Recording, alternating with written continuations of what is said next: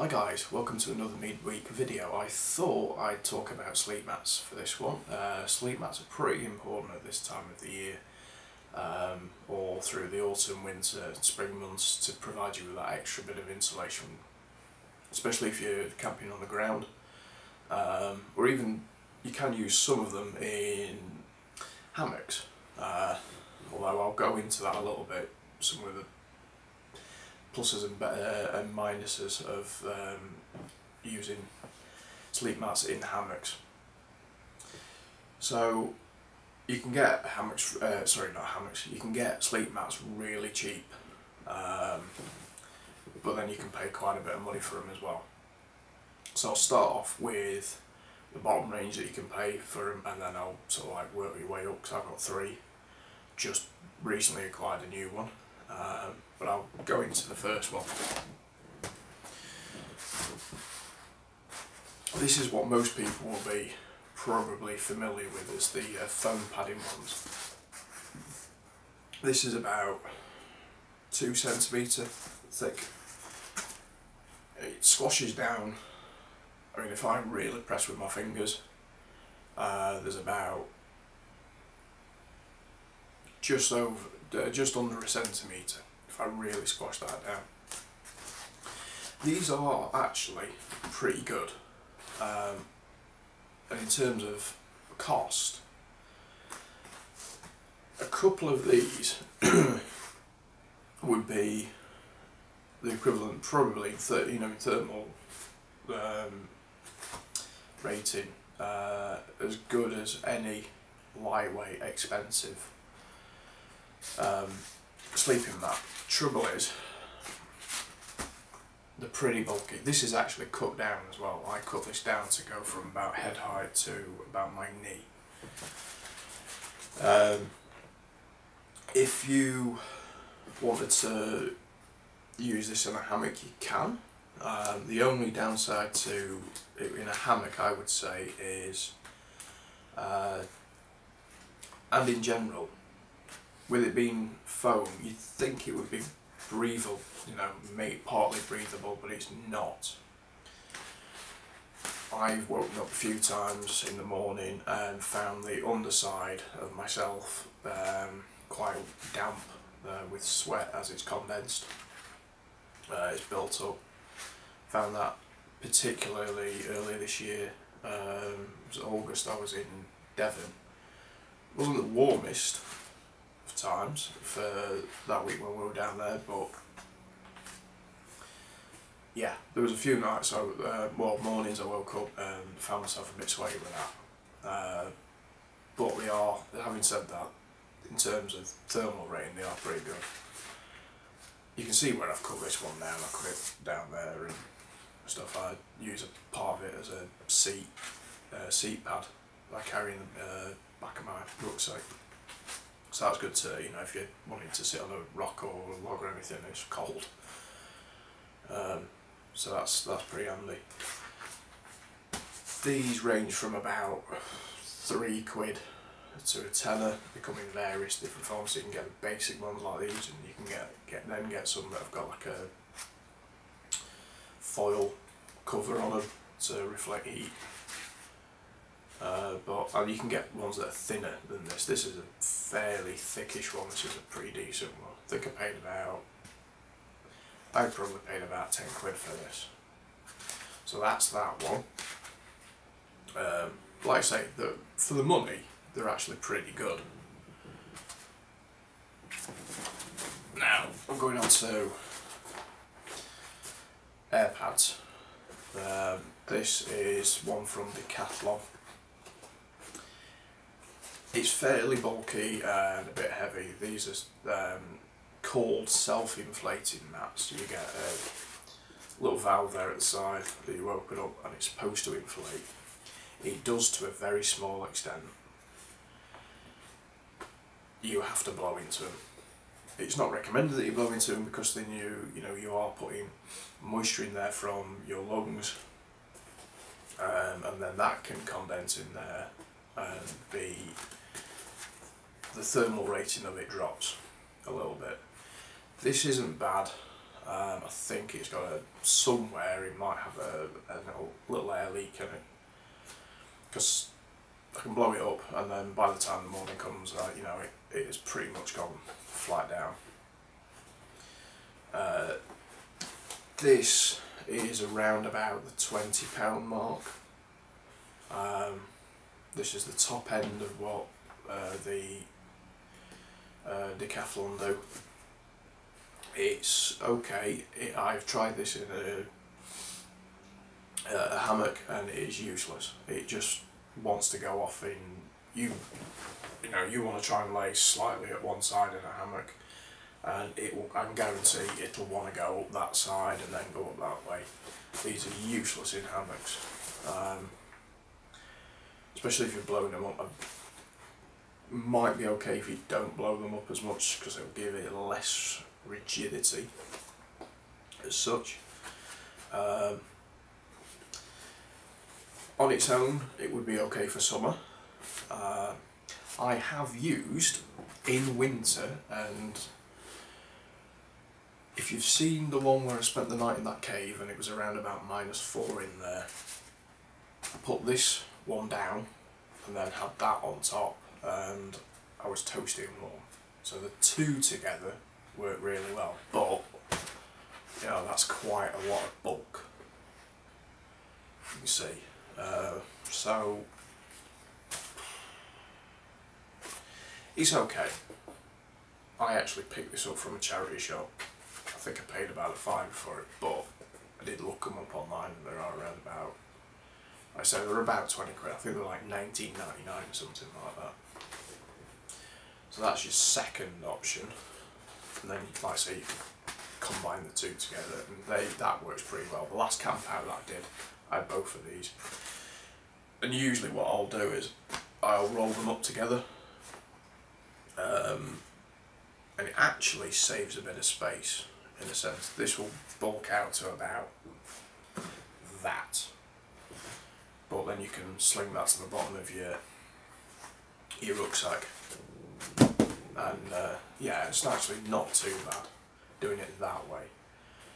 So that's one to think about. It's not bad. I set up, it's worked for me in the past. Like I say, -4, I've been quite toasty and warm with that.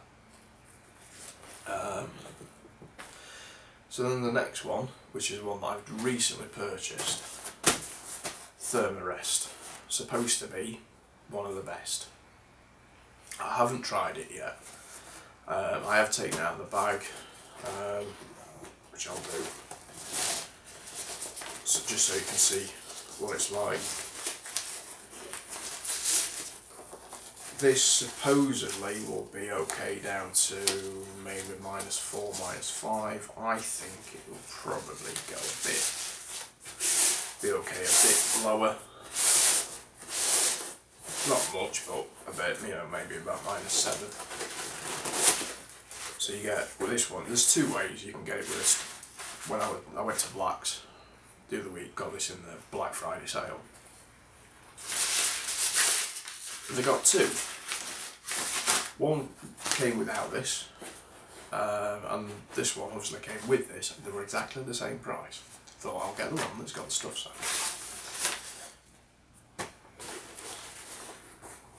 So you can see this is a very different type of cell. You know, you've got like a, I think it's supposed to be like a honeycomb in there. They've gone into a lot more of the tech side of it, so there's little tubes that run through the foam that's inside here, but rather than the tubes going perpendicular up and down, they go slightly diagonal. I think it's about 45 degrees, and that's to slow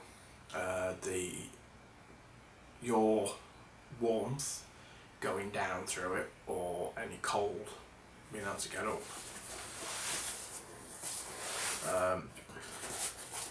In terms of pack size, you know, between this one, which is, I say, about 20 quid, and the therm-a-rest, which normally retails at £90, I got it for 67. It's pretty good. Yeah, you can tell, you know, there's a bit of a difference, especially in terms of bulk. Not a huge amount, but it's probably 30%, 35% less bulk, and it's a fair bit lighter. Yeah, I think this weighs 600 grams if I remember rightly. I think it says on here.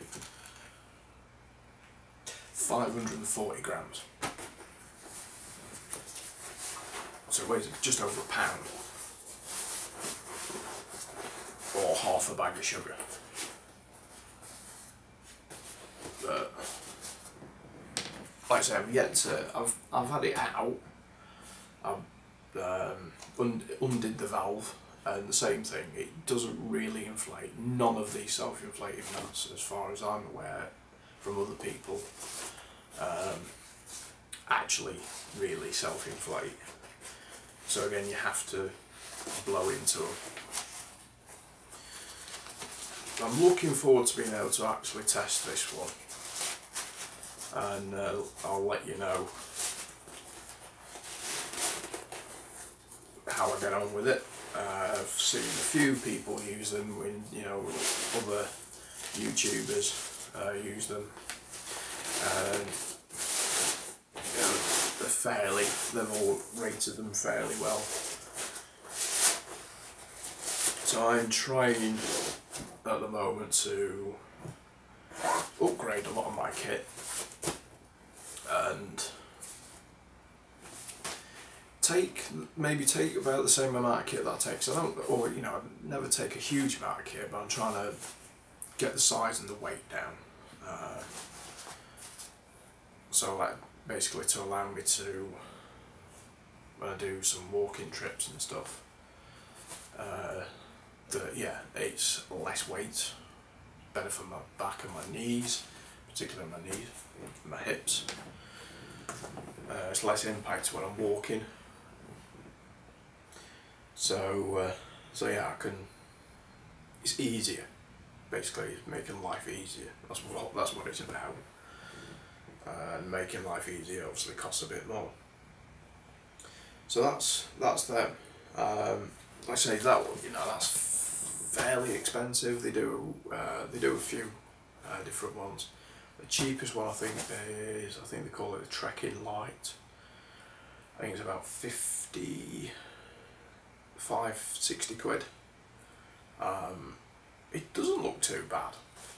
It's a lot bulkier than this. It's probably about similar to that, to be fair, and that's their summer one. Which I find a little bit strange, because you'd think, you know, would it been summer, there'd be less insulation in it, and yeah, I don't know, but you would expect it to be smaller, but it isn't. It is a lot bigger. But yeah, they've got this one. There is another one that they do. I think they do like a few variations of this. So this is the regular size. They do a small size, and then they do like a half size, which would like basically cover from about your ass to your head.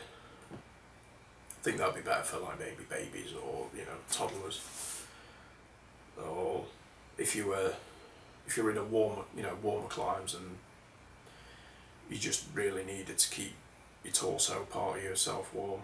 That's why I cut down my foam one, because apart from your feet, you know, your legs don't really feel the cold as much.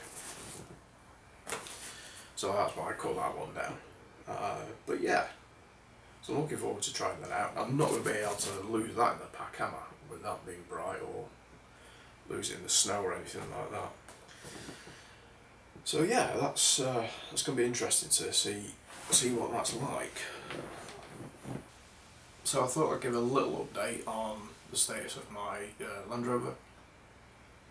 As some of you know, the transmission is pretty much foobarred, but from this morning I've got it booked in for next Monday to hopefully get it sorted out.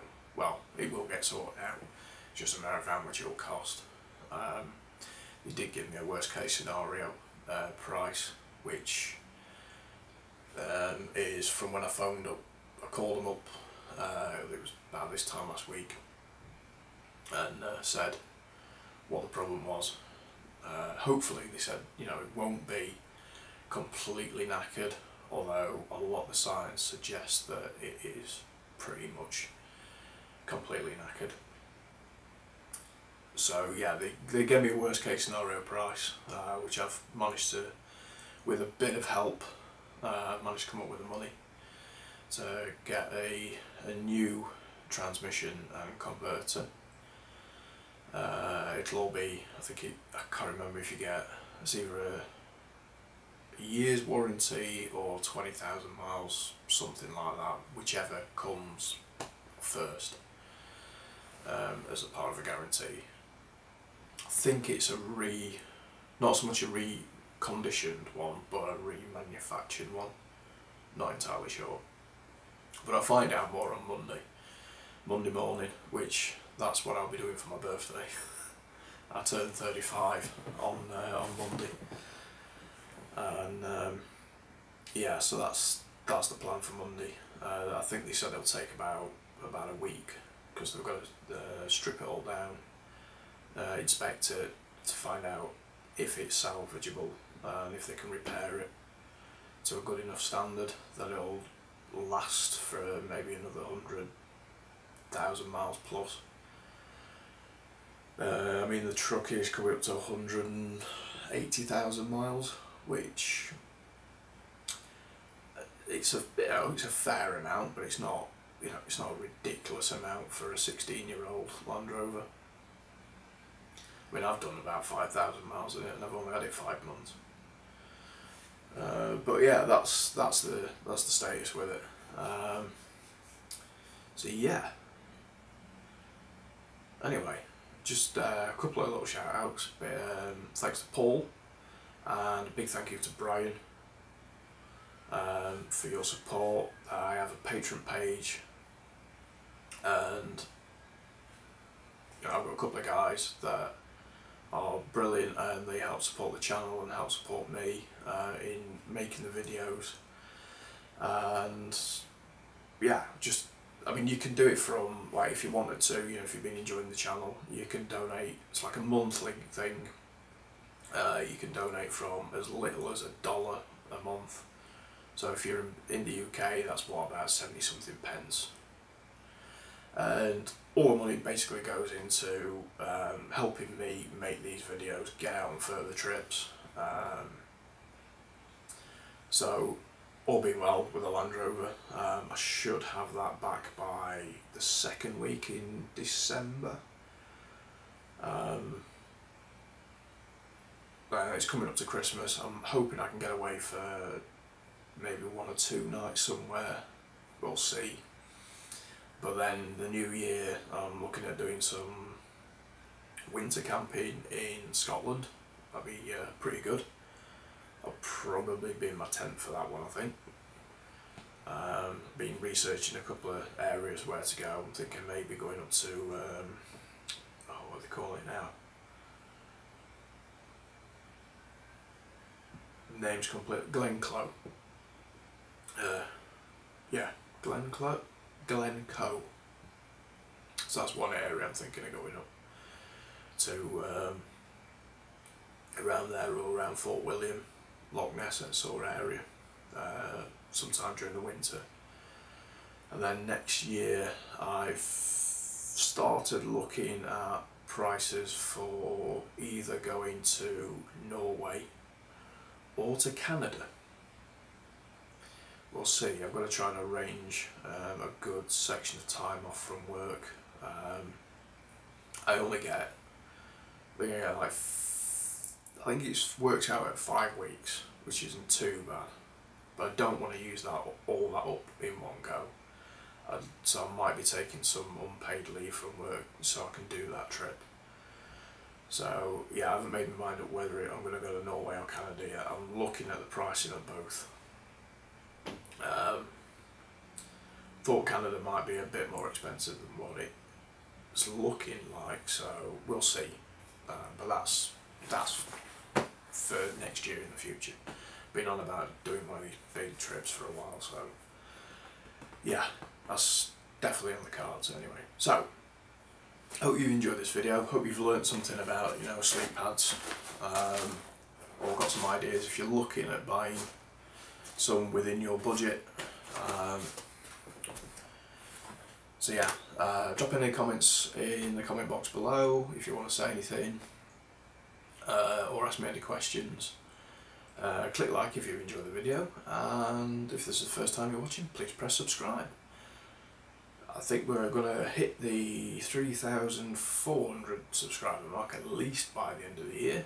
It would be really cool if we get to 3,500. It's a big ask. That's I think I've gained 100 subscribers this month, so I'm wondering, is it possible to get 200 subscribers next month? We'll see. Anyway, until the next video, bye for now.